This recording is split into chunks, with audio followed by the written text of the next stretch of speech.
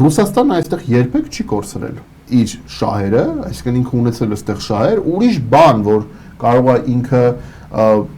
մի իրողության մեջ հայտնվել 22 թվականից սկսած Ուկրաինայի մասով, որ իր հիմնական ռեսուրսները եւ ուշադրությունը բնական է այնտեղ են։ Բայց դա չի նշանակում, որ Ռուսաստանը ոնց որ շատերը ասում են, վերջ գնաց տարածաշրջանից, լքում է ռեգիոնը, ես իրեն եւ բազմիցս նույնիսկ այս տաղավարում մենք շփվել ենք, ես ասել եմ, որ Ռուսաստանը այստեղից ոչ մի տեղ չի գնալու։ Այո, կարա լինի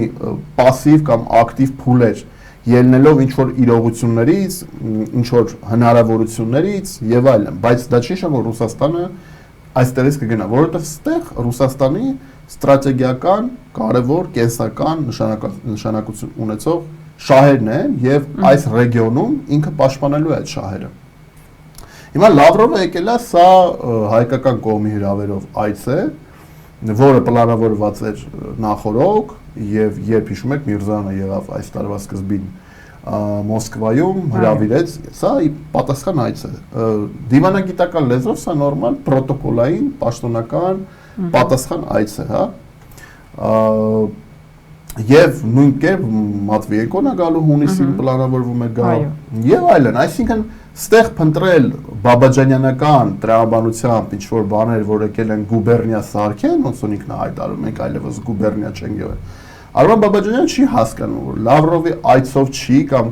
ոչ գալով կամ գալով չի, որ ռուսական շահերը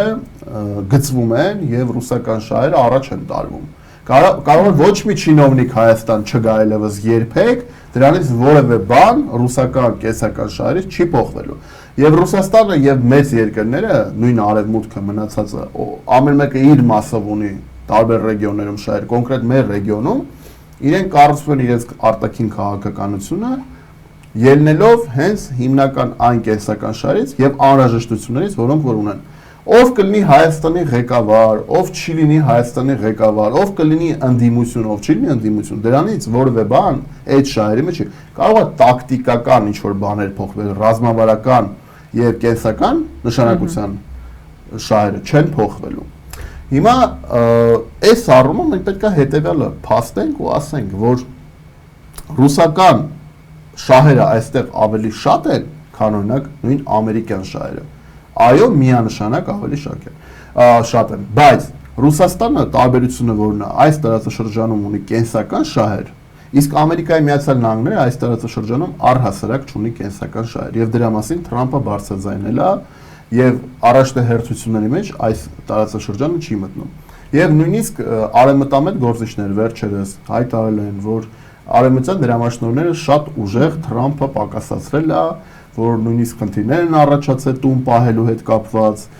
դրա մասին ասել է Արամ Սարգսյանը վերջերս հարցազրույցում իր,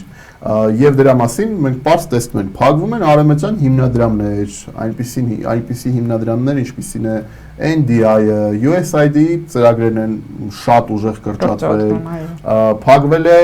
Freedom House-ը Հայաստանում, հասկանում եք, այսինքն հողի վրա տեղի ունենում գործընթացներ, որոնք որ արտացոլում են այն մեծ գլոբալ շահերը, որոնք ունի այստեղ ԱՄՆ-ն։